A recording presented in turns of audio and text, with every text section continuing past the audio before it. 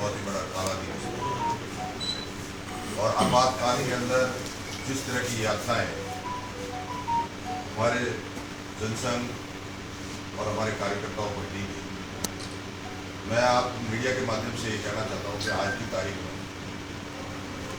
जिस तरह का आपातकाल और हमारे श्यामा प्रसाद मुखर्जी का बलिदान दिवस, मैं उसके बारे में आप सबसे, मैं स्वतंत्र भारत के इतिहास में ये जुड़ा हुआ काला दिवस है, संविधान हत्या दिवस भी कहते हैं।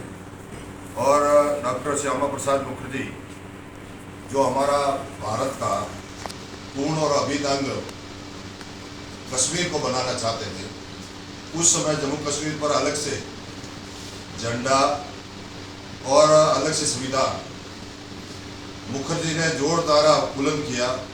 एक देश में दो निशान, एक देश में अपने दो प्रधान, एक देश में दो विधान, ये नहीं चलेंगे, नहीं चलेंगे।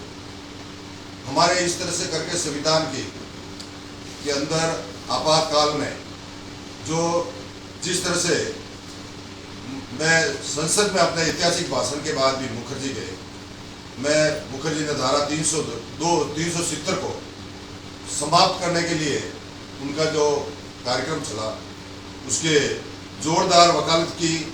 अगस्त 1962 में जम्मू में एक बहुत बड़ी विशाल रैली भी की और रैली के उन्होंने अपना संकल्प भी व्यक्त किया, या तो मैं भारतीय संविधान प्राप्त कराऊंगा ये उद्देश्य की पूर्ति के लिए। 23 जून 1953 को उन्होंने अपना जीवन बलिदान जो दिवस था, मैं उसको ध्यान में रखते हुए जिस तरह का आपातकाल अध्याय के 50 वर्ष में मैं स्वर्गीय पूर्व प्रधानमंत्री इंदिरा गांधी के कार्यकाल में जिस तरह का जो आपातकाल के अंदर जनता के साथ में, लोगों के साथ में नसबंदी का हो, और ऐसे ऐसे जो कार्यक्रम हमारे देश के प्रधानमंत्री, पूर्व प्रधानमंत्री अटल बिहारी वाजपेयी जी, हमारे पूर्व उपराष्ट्रपति भैरू सिंह जी शेखावत और हमारे कई तरह के जो नेता थे, उनके साथ में जिस तरह का उन्होंने व्यवहार किया, मैं स्वर्गीय विजय राजे सिंधिया जी और जिनके साथ में इस आपातकाल के माध्यम से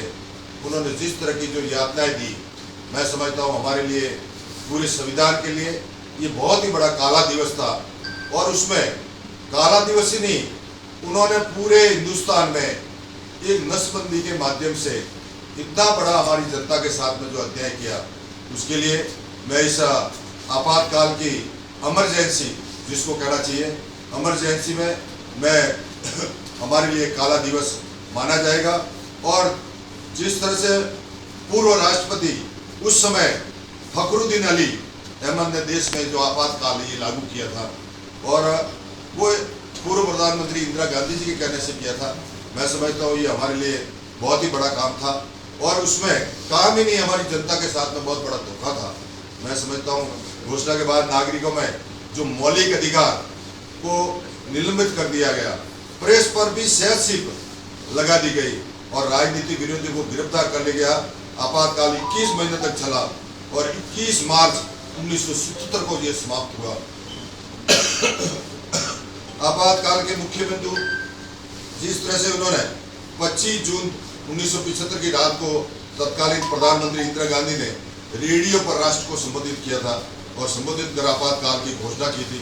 और घोषणा ही नहीं की, उसमें जिस तरह का उन्होंने एक सरकार में आंतरिक अशांति और बाहरी खतरों का हवाला देते हुए आपातकाल को सही ठहराया था। लेकिन कई लोगों का मानना है कि इंदिरा गांधी की राजनीति शक्ति को मजबूत करने के लिए का प्रयत्न था। नागरिकों के मौलिक अधिकार को निलंबित कर दिया है, जिसमें भाषण, अभिव्यक्ति की स्वतंत्रता शामिल थी। प्रेस पर सेंसरशिप लगा दी गई, कई पत्रकारों को गिरफ्तार भी किया गया। राजनीतिक विश्वास जैसे जयप्रकाश नारायण, अटल बिहारी वाजपेयी जी, लाल कृष्ण आडवाणी जी को गिरफ्तार किया गया और नसबंदी जैसे विवादग्रस्त कार्यक्रमों को लागू किया गया। मैं समझता हूँ ये हमारे लिए 21 मार्च 1977 को आपातकाल समाप्त हो गया और 1977 के बाद आम चुनाव में इंदिरा गांधी की सरकार पर हार गई और आपातकाल को लेकर आज भी कई विवाद, उसे भारत के इतिहास में काला अध्याय माना जाता है। 25 जून को संविधान हत्या दिवस के रूप में क्यों मनाया जाता है? 25 जून को संविधान हत्या के दिवस के रूप में मनाया जाता है। इस दिन आपातकाल की घोषणा के साथ संविधान द्वारा प्रदत्त कई मौलिक अधिकार को निलंबित कर दिया गया। इस तरह का इस आपातकाल के माध्यम से हमारे साथ में और हमारे इस जनता के साथ में जिस तरह का वातावरण किया गया, मैं तहे दिल से आज भी उसका विरोध भी करता हूं।